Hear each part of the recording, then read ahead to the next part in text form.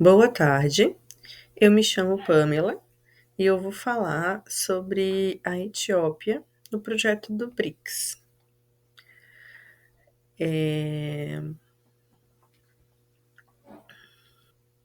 Mais especificamente sobre a Etiópia e a sua política de oficialização de línguas.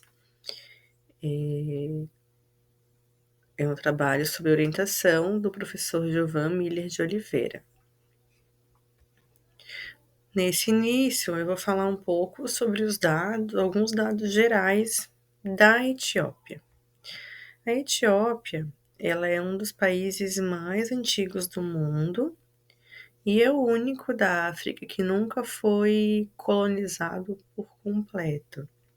Durante o século XIX, quando os europeus invadiram quase toda a África, a Etiópia resistiu. E ela até venceu o exército italiano na famosa Batalha de Adwa, que foi em 1896. Mas mesmo assim, durante a Segunda Guerra Mundial, o ditador italiano Benedetto Mussolini, ele conseguiu ocupar o país durante um curto período, mas ocupou, né, que foi entre 1936 e 1941. Aí, o imperador Haile Selassie, que governava o país antes da invasão, ele fugiu para um exílio na Inglaterra.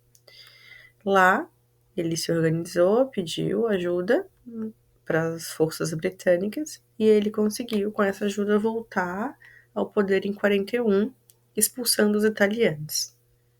Então, ele caiu por causa da invasão italiana e voltou ao poder quando a Etiópia conseguiu recuperar sua independência.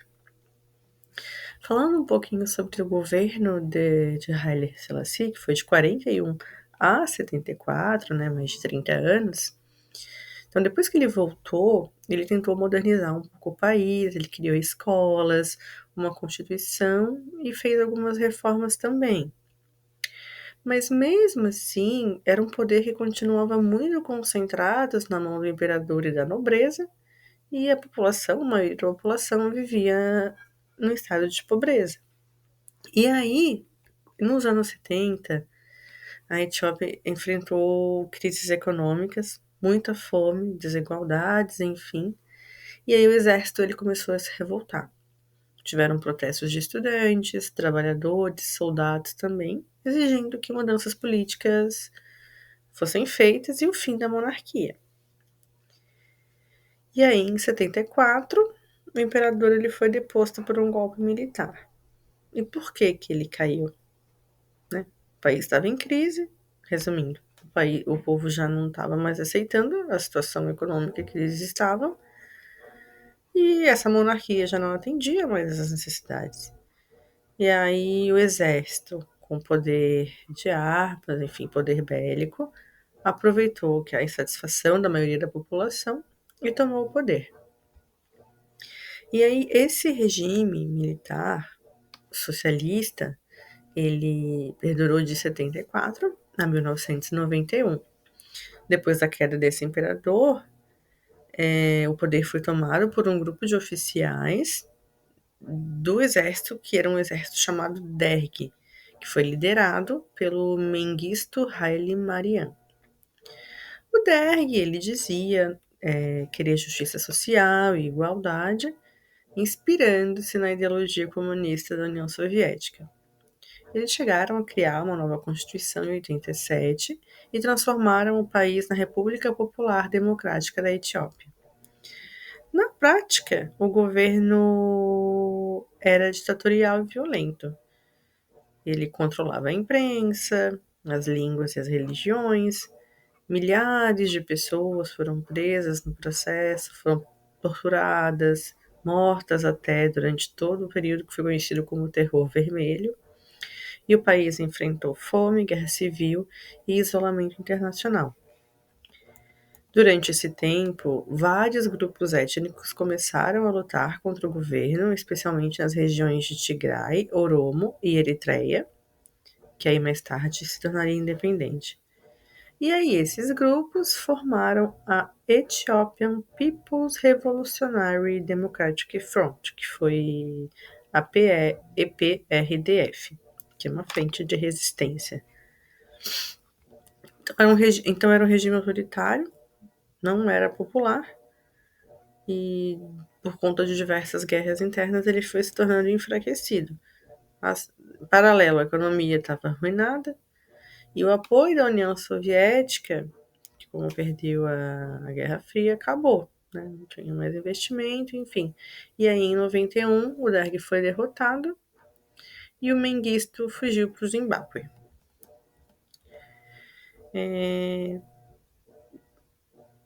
Após a queda do Derg, a EPRDF ela assumiu o poder e prometeu construir um Estado democrático. O país precisava, obviamente, se reorganizar. Tinha mais de 80 povos e línguas diferentes, e o antigo modelo centralizado tinha causado muito conflito. Então, o EPRDF iniciou um processo de transição constitucional e que tinha como objetivo criar um federalismo baseado na diversidade étnica e linguística. Aí esse processo resultou na Constituição Federal Democrática da Etiópia, que foi promulgada em 1995. Então, a ideia principal era dar autonomia e reconhecimento aos diferentes povos do país, tentando evitar, assim, novas guerras civis. E essa Constituição de 95, ela trouxe mudanças, né? O país deixou de ser centralizado e passou a ser uma federação, dividida em regiões autônomas ou estados. E cada estado é formado com base em um grupo étnico principal, que pode ter o seu próprio governo, parlamento e também a sua língua oficial. Sobre as línguas oficiais, o artigo 5º da Constituição ele é um dos mais importantes sobre essa língua. Ele diz que a língua de trabalho do governo federal é o amárico e as línguas de trabalho dos estados serão determinadas por cada estado. Isso significa que o amárico daí ele é usado no governo federal, assim como o português no Brasil, mas cada estado pode usar a sua língua oficial, por exemplo, o Oromo, o Somali, Tigrinya e etc. Isso valoriza a diversidade linguística e dá direito cultural e político aos povos locais. E aí o artigo 39, ele vai um pouquinho mais a fundo, ele vai dizer que cada nação, nacionalidade e povo da Etiópia tem o direito de se autodeterminar até a secessão, se assim for necessário. Que, na verdade, em teoria, né? Porque um grupo ele pode até, por diversos motivos, enfim, decidir se separar formalmente e formar um novo estado, mas é que na prática isso é praticamente impossível de acontecer. É mais, sim, digamos, para dizer, né, simbolicamente que o povo tem uma autonomia, mas que se for precisar usar desse artifício, é bem possível que isso não aconteça. Né, a ideia é proteger a identidade cultural e linguística e garantindo espaço, em teoria, político para todos. E essa Constituição ela também promete liberdade de expressão e religião, ela promete igualdade entre homens e mulheres, o direito à educação na língua materna, isso é muito importante, e a proteção das minorias. Os desafios atuais, mesmo com uma Constituição democrática, esse grupo, o EPRDF, ele continuou no poder por décadas, muito tempo. E na prática, né, na realidade, pouca liberdade política. E o modelo de federalismo baseado em etnia gerou novos problemas. Né? Muito tempo, um poder centralizado, muitos grupos. Então, algumas regiões queriam ter, de fato, mais autonomia, outras enfrentavam conflitos por território, e aí houve uma guerra recente na região do Tigray, que foi entre 2020 e 2022. Dando continuidade, eu vou falar um pouquinho sobre a Etiópia dentro do BRICS. E o que é o BRICS, né? O BRICS ele é um bloco de cooperação internacional que foi formado inicialmente pelo Brasil, pela Rússia, pela Índia, pela China, pela África do Sul. Inclusive o nome o BRICS vem da inicial de cada um desses países. Ele foi criado para fortalecer a cooperação econômica, política e social entre grandes economias emergentes, fora daquele eixo tradicional de Estados Unidos e Europa. Então, é um grupo que busca maior influência global e reforma das instituições financeiras internacionais, como a FMI e o Banco Mundial, que são dominadas por países mais ricos, né? E uma das principais conquistas do BRICS foi a criação do novo Banco de Desenvolvimento, o NBD, que financia projetos de infraestrutura e desenvolvimento sustentável nos países membros parceiros. A entrada da Etiópia se deu oficialmente em 2024 só, junto com outros países convidados, como o Egito, Irã, Arábia Saudita e Emirados Árabes. Essa ampliação marcou o início do chamado BRICS+, uma nova fase de expansão e diversificação do grupo. Então, agora, com a entrada de mais países, né, que tem essa pretensão, essa intenção, não tem como aumentar o nome BRICS. Então, o mais representa todos os outros países, a Etiópia e os demais que vierem a fazer parte. O papel da Etiópia no BRICS é um papel simbólico e estratégico, né? Ela aumenta a representatividade africana, porque inicialmente só a África do Sul representava o continente, então a entrada da Etiópia amplia a voz da África no grupo, especialmente no leste. É uma economia em crescimento, então mesmo com desafios, a Etiópia ela tem uma das economias que mais cresce na África. Tem um papel de ponte geopolítica também, porque a Etiópia, como a gente viu aqui no slide anterior, ela tá localizada no chifre da África. Tem uma posição estratégica que é próxima do Oriente Médio e do Mar Vermelho, em uma rota essencial para o comércio global. Então, ela vai possibilitar que a Etiópia tenha acesso a investimentos para infraestrutura, para energia, para tecnologia, e buscando esses investimentos especialmente da China e da Índia. E uma diplomacia, né? A adesão, a entrada da Etiópia, ela reforça o papel da Etiópia como um líder regional, que defende um mundo mais multipolar, com mais equilíbrio entre o norte, que é composto mais pelos países ricos, e o sul, que são os países emergentes e em desenvolvimento. Bom, então voltando a falar sobre a língua em si, como já dito, a Etiópia é um dos países mais culturalmente diverso e linguisticamente diverso do mundo. Ela tem mais de 80 grupos étnicos e cerca de 90 línguas diferentes, que são classificadas principalmente em três grandes famílias linguísticas, que são os cuxíticas, que tem o Oromo, o Somali e o Afari, as semíticas, que tem o Amárico e o Tigrínia, e a família das Omóticas, que tem o Voloíta, o Benque e o Gama.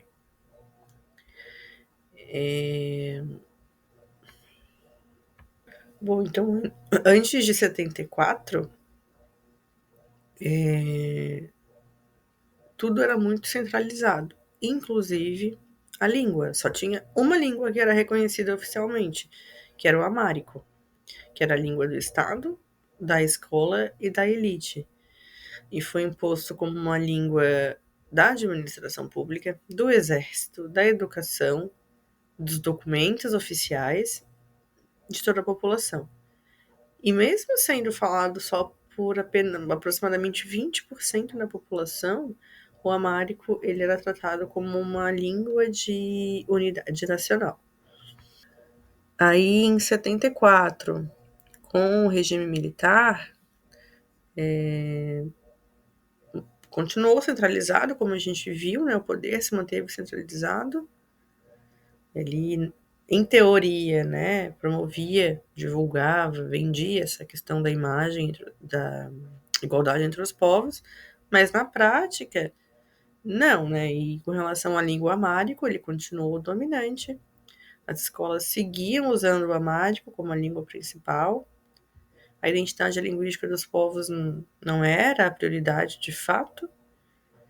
E a censura e o controle político acabaram impedindo debates sobre a diversidade, que incluía também a questão do multilinguismo.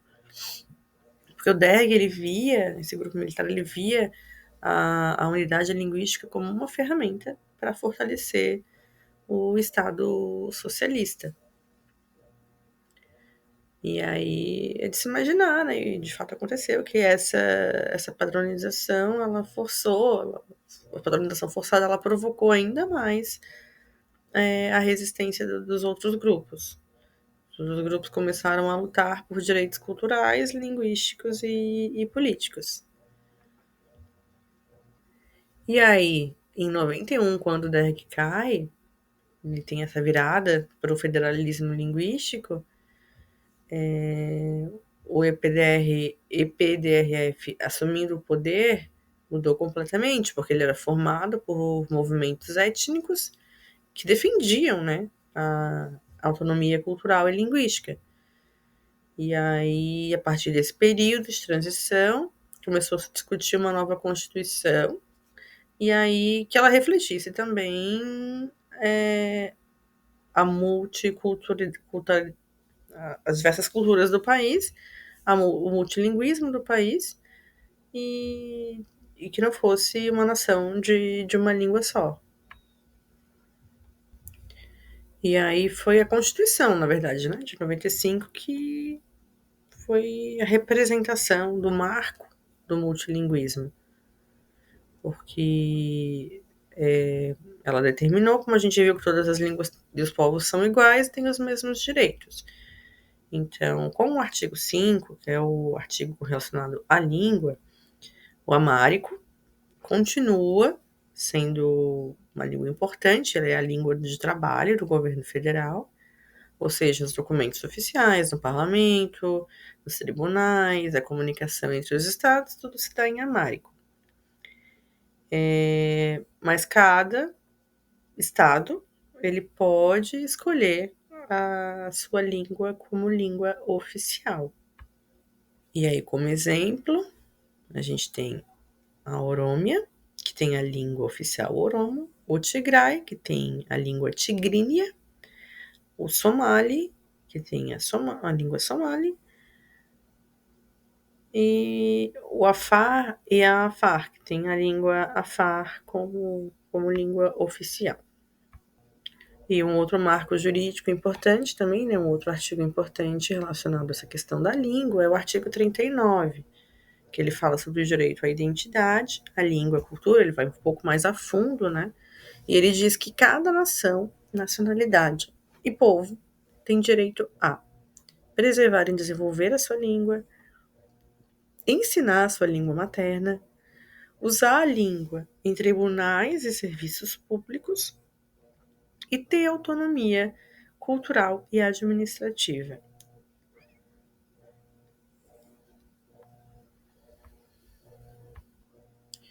E aí no próximo vídeo a gente vai falar sobre a língua na educação, né? Como que as escolas podem tratar o ensino da língua materna a partir dessas mudanças políticas todas que aconteceram na história da Etiópia.